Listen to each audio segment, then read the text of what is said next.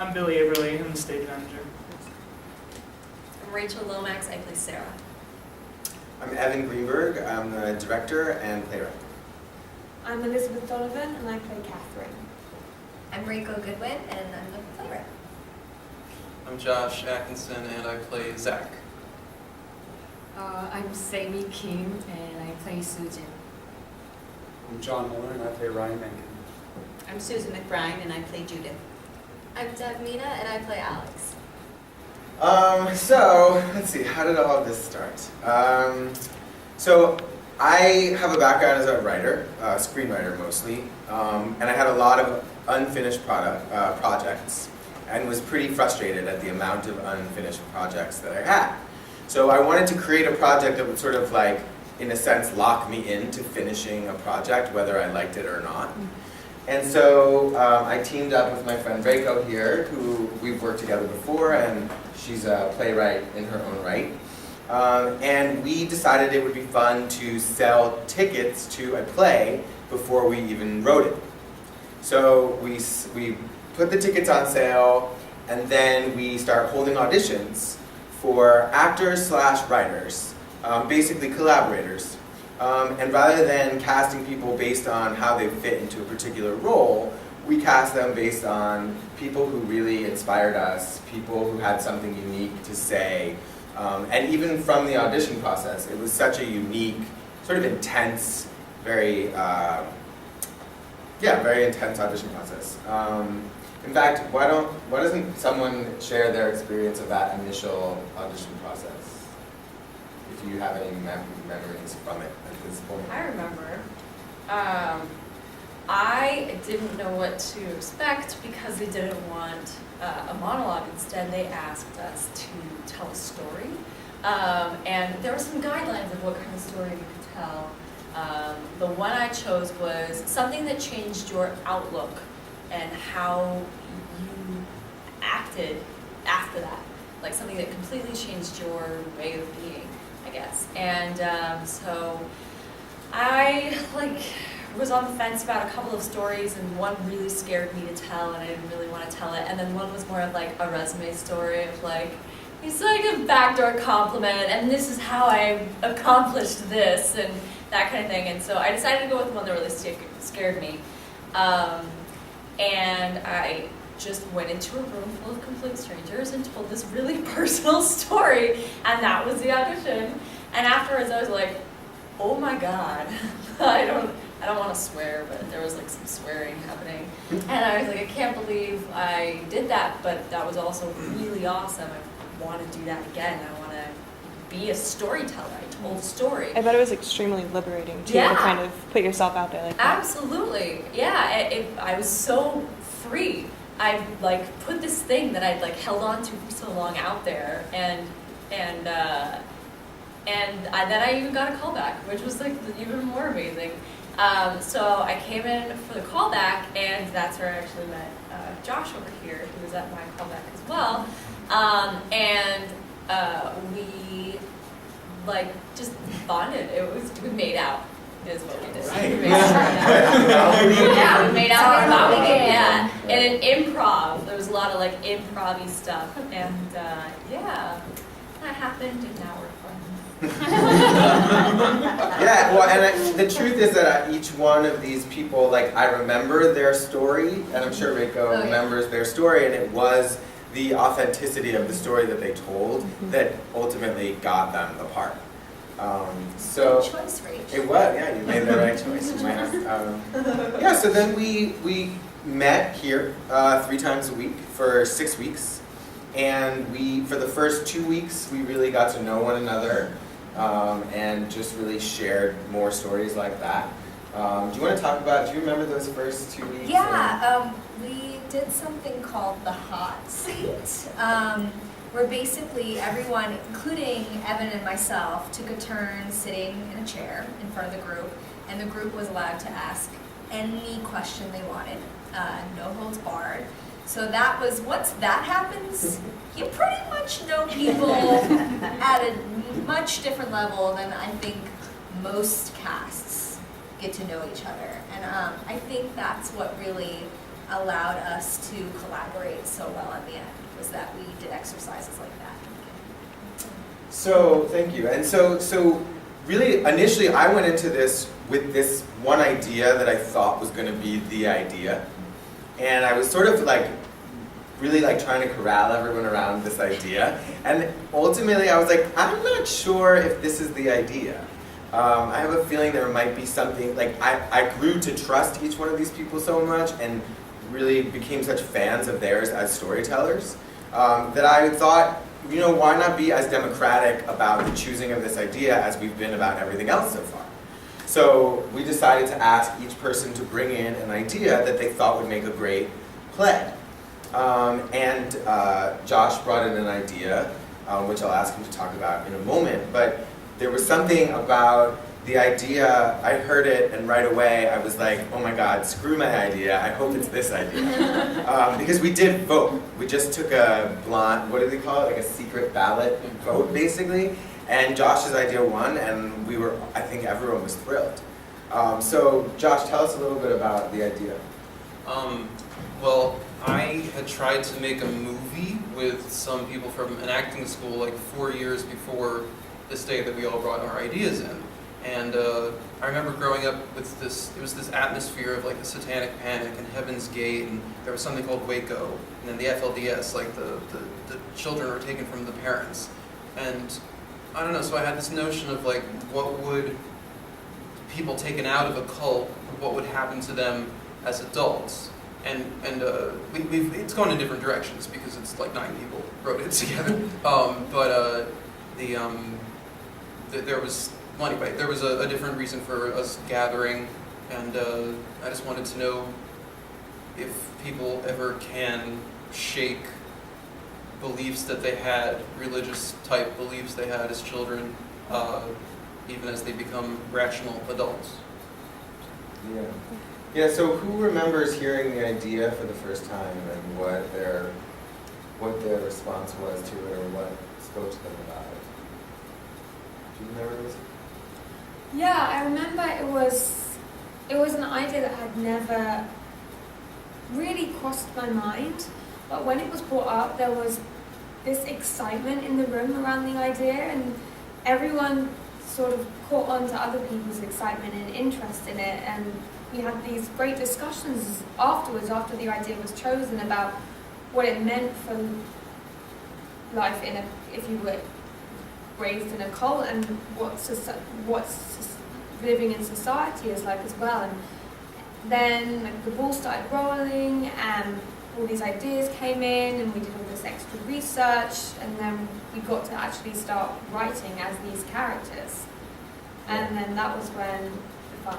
Like I loved the writing process because it was a challenge, but we were all accountable to have to write, which I thought was a great idea of Evan's because it made us more diverse, I think, as performers and collaborators. And then we would bring in all these new pages, and we would get to discuss them and see what worked, what didn't work, what ideas people had. A lot of us had very similar ideas, and some people had different ideas, and it made for a really strong basis for a play. Absolutely. I mean, the truth is every one of these people earned their stripes as writers, and that's why it really was devised by the group. And one thing that I thought was so great that really we all shared in terms of our vision for this was that we wanted to write a play about a cult, but we didn't want to judge the cult. We didn't want it to be like this evil, scary cult. We wanted to really work to normalize the cult and normalize the people living in it and the people who had gotten out of it. And so the exercise, if you will, was to make the audience sort of on the fence. Like, would I want to join this cult or would I not want to join this cult? Rather than, no, this is obviously like a scary bad thing. We're always posing that question, like, are you sure this is a bad cult? Oh, now you think it's a good cult? Well, maybe it's a bad cult. And just sort of keeping them questioning, keeping them wondering, who can I trust? Who can I not trust? And then in the end, there's sort of this big, what do you call it? Like a big aha moment at the end that really sort of drops a whole new set of questions that everyone can sort of wrestle with as they're leaving the theater. So we did this. And then we had this reading. So after 6 months, 6 weeks, excuse me, after 6 weeks we had a stage reading. And we invited the audience that we had, that we had put together. So John, do you remember the reading? Oh, Tell us about the reading. Well, it was really interesting. There was a lot of people in the audience, which I was kind of surprised about. And this was a whole new experience for me. I was not used to any of this at all, so I was super amped. And it was basically like the play without it being on its feet. We just had easels in front of us with the script. We remained in character, yet we remained seated.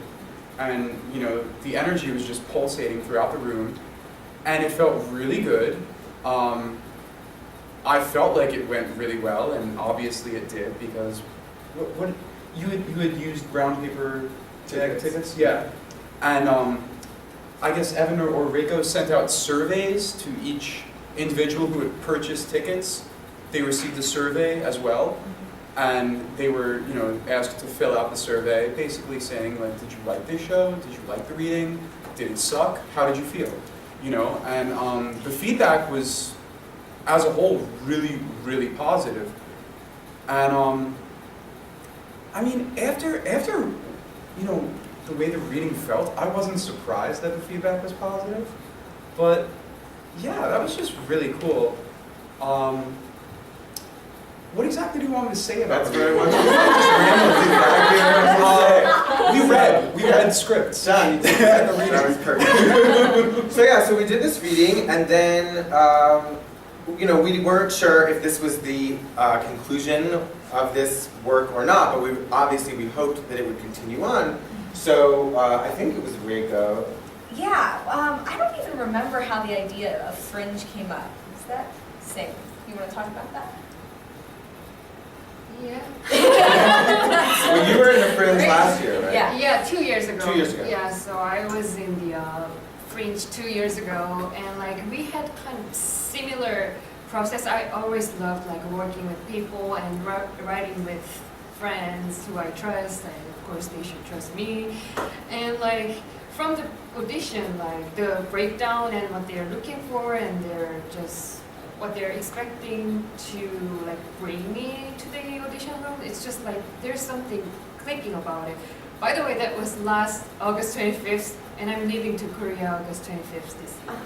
Anyway, but anyway, so yeah, it's just awesome, and I just we were so happy about our product after 6 weeks of writing, but I feel like it's not done yet, and I feel like we should definitely have a chance to be on stage and to be shown in front of more audiences, and I feel like we should do something more about it. And as well as yes, we are kind of happy about the writing, but we also felt like there are a lot more space to fill out and kind of have some changes and make it better.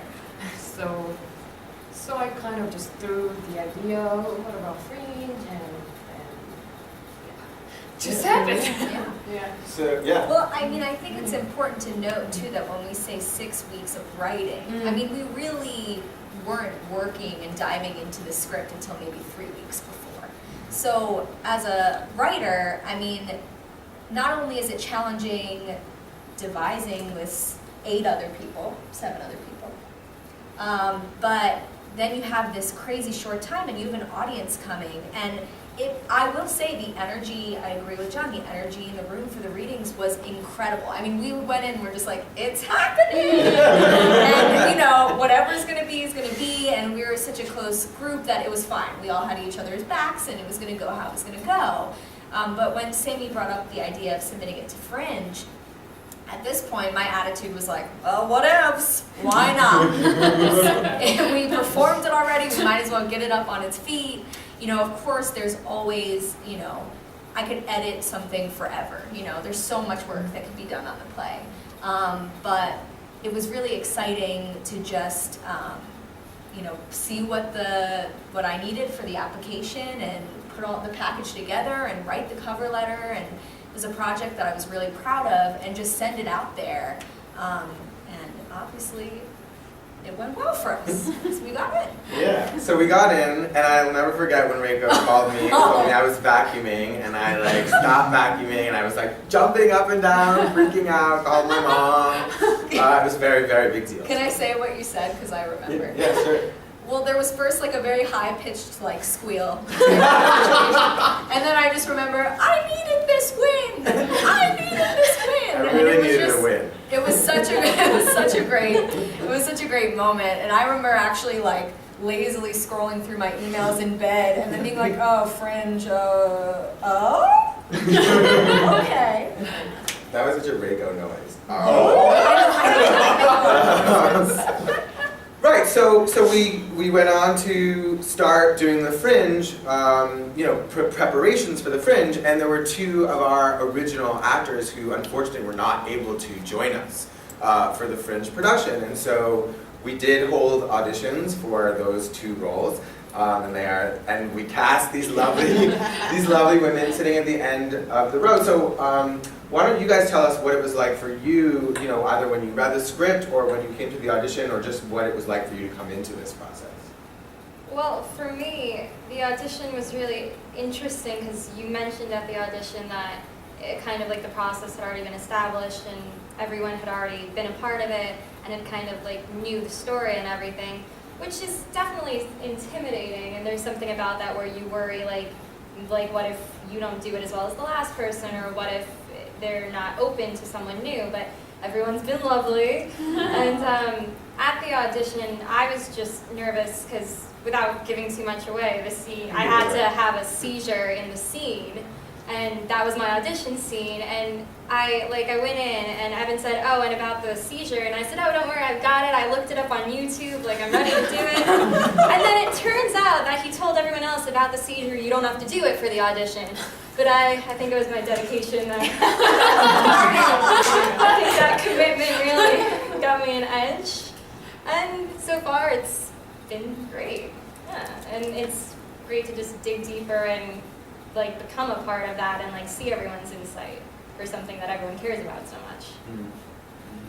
Well, when I got the audition notice, I said, oh no, not another theater festival, because I've done theater festivals before. And I said, Susan, you promised yourself you weren't going to do any more theater festivals. And then I opened up the sides, and they literally jumped out at me. They really did.